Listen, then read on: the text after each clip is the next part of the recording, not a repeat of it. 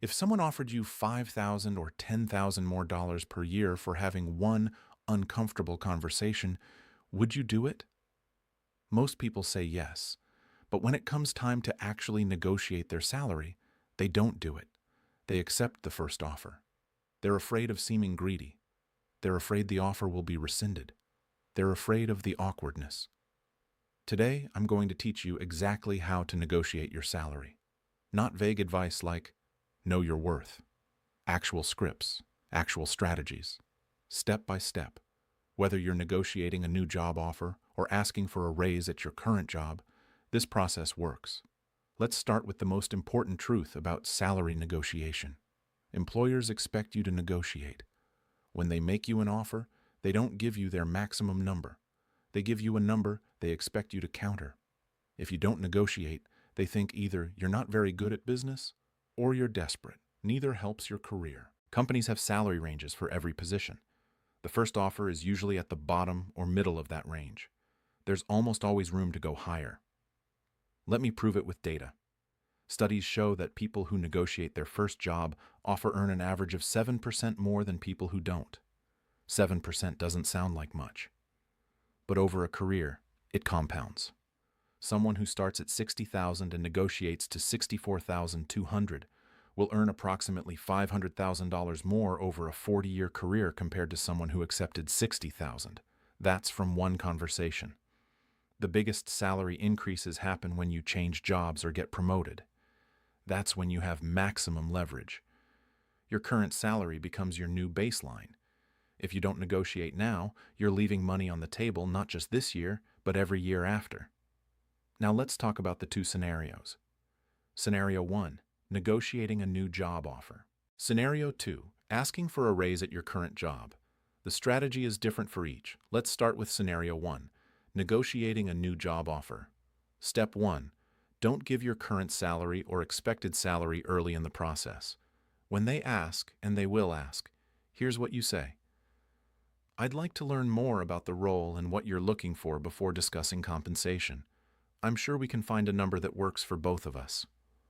Or, I'm focusing on finding the right fit. When we both agree this is a good match, I'm confident we'll agree on compensation. Why does this matter? If you tell them you currently make 50,000, they'll anchor around that number. They'll offer 55,000 when they would have offered 65,000 if they didn't know your current salary. In many places, it's actually illegal for employers to ask your current salary for this exact reason, but they'll still try indirect ways. What are your salary expectations? Don't give a number if you can avoid it. Make them make the first offer. You want them to name the number. Why? Because they might offer more than you would have asked for, and you don't want to accidentally price yourself too low or too high. If they absolutely insist on a number before making an offer, give a range based on market research. Based on my research for this role in this market, positions like this typically range from X to Y. I'm sure we can find something in that range that works. Make sure your range starts at what you actually want and goes up from there. Step 2. When they make an offer, don't accept immediately. Even if the offer is amazing and more than you expected, don't say yes right away. Here's what you say. Thank you so much. I'm very excited about this opportunity. I'd like to take a day to review the complete offer and get back to you. When would be a good time to discuss this further? This does 3 things. It shows you're thoughtful and don't make impulsive decisions. It gives you time to research if the offer is fair. It creates space for negotiation without pressure. Step 3. Research the market rate for the position. Go to sites like Glassdoor, Salary.com, Payscale, and Levels.fyi if you're in tech. Look up the position title, company size, and location. Find the median salary range. This gives you ammunition. If their offer is below market rate, you have data to back up your counteroffer. If it's at or above market, you still have room to ask for more based on your specific qualifications. Step 4. Decide your counteroffer number. Take their offer and add 10 to 20%. If they offered 60,000, counter with 66,000 to 72,000. Don't counter with an absurd number, but don't be shy either. Also use specific numbers. Don't say 65,000.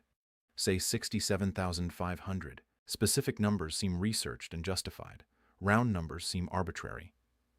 Step 5. Deliver your counteroffer professionally. Call or schedule a meeting. Don't do this over email if you can avoid it. Voice communication is more personal and harder to say no to. Here's a script. Thank you again for the offer. I'm very excited about joining the team. Based on my research of market rates for this position and considering my X years of experience and specific skills in Y and Z, I was hoping we could discuss a salary of your number. Is there flexibility in the offer? Notice what this does. You express enthusiasm. You justify your ask with research and qualifications. You phrase it as a question, not a demand. You use the word flexibility, which invites them to meet you somewhere. Step 6. Handle their response. They have 3 possible responses. Response 1. Yes, we can do that. Great. Accept, thank them, and move to finalizing the details. Response 2. No. Our offer is final. Rare, but possible. Now you decide, is the original offer good enough to accept? If yes, accept gracefully. I understand. I'm still very excited about the opportunity and happy to accept at the original offer. If no, you walk away. Response 3. We can't go that high, but we can do middle number. Most common. They meet you somewhere between their offer and your ask. Now you decide if that's acceptable. You can accept their middle number, or you can try one more time. I appreciate you working with me on this. Would slightly higher than their middle number be possible? If they say no, accept their middle number. Don't keep pushing. But often, they'll say yes to this last small increase. Step 7. Negotiate beyond salary. If they absolutely can't or won't move on salary, negotiate other things. Sign-on bonus. If the salary is fixed, would a sign-on bonus be possible? Additional vacation days. Could we add an extra week of vacation? Remote work flexibility.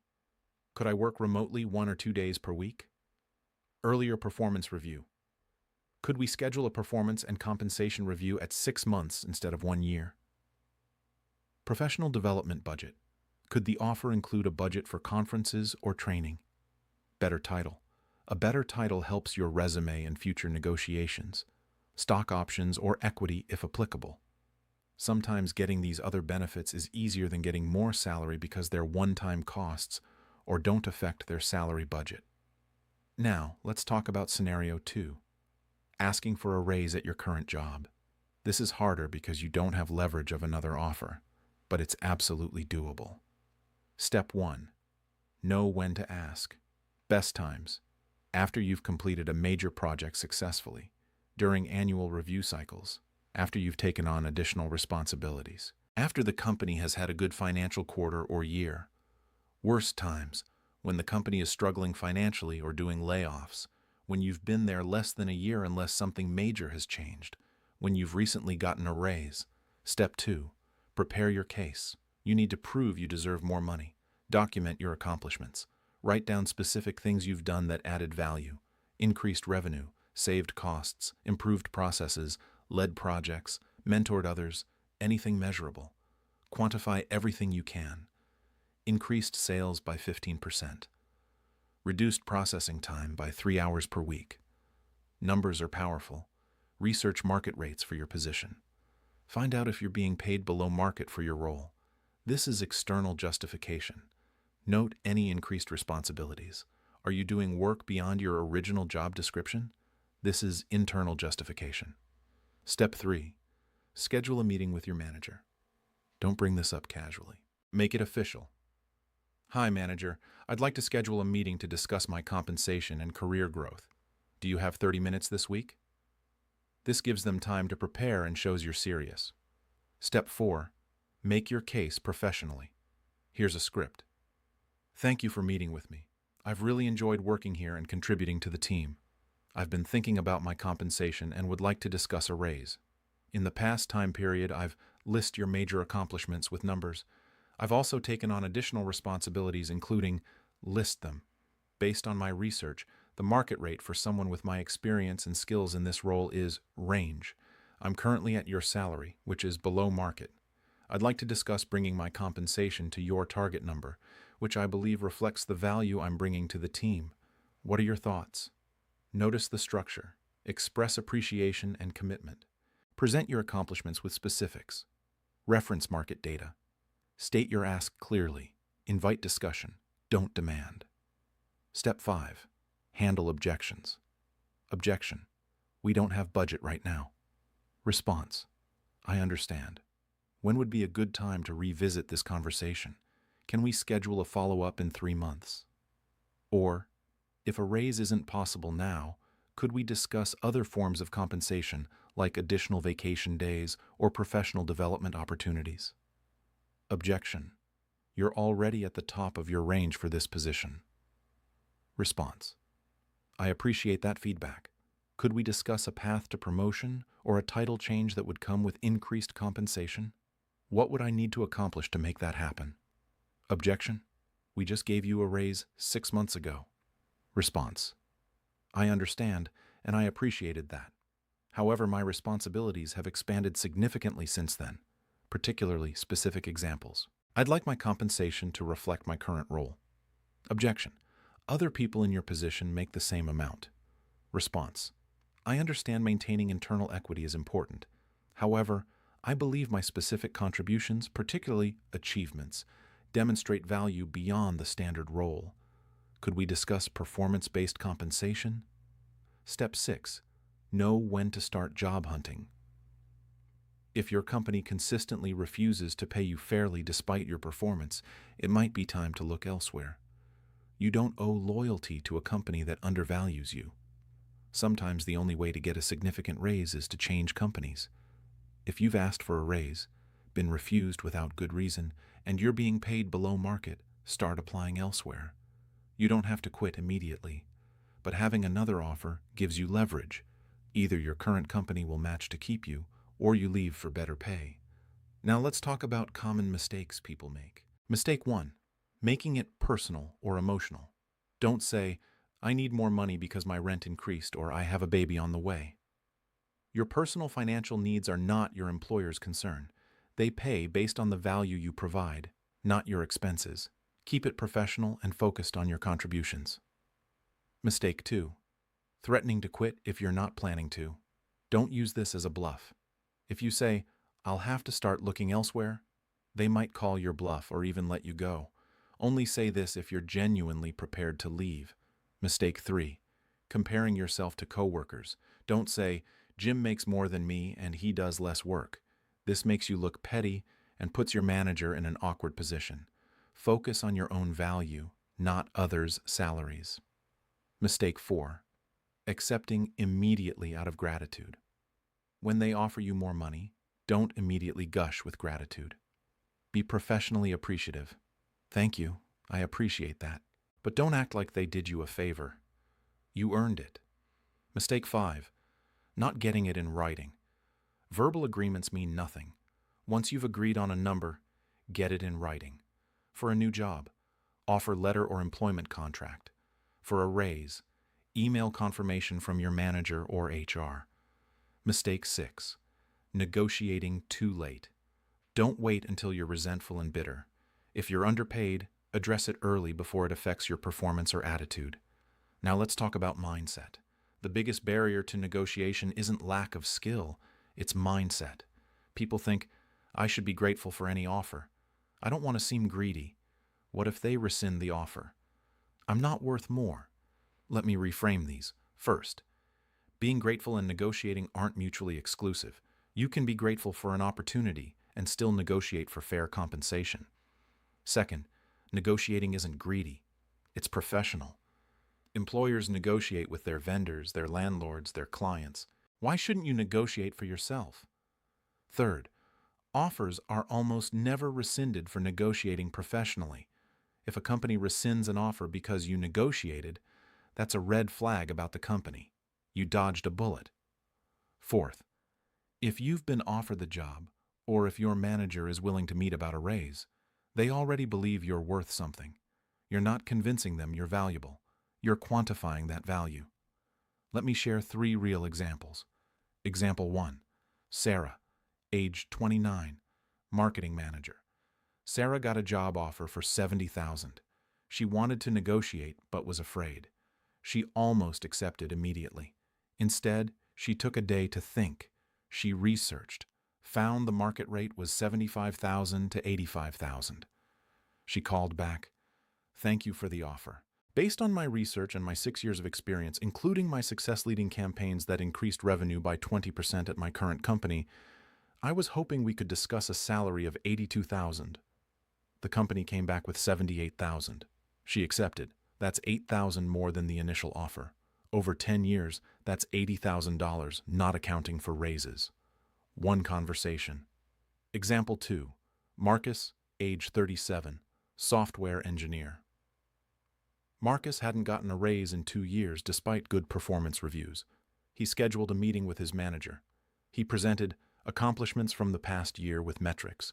Market research showing he was paid 15% below market. Additional responsibilities he'd taken on. He asked for a 20% raise to bring him to market rate. His manager said they could only do 10%. Marcus countered, "I appreciate that.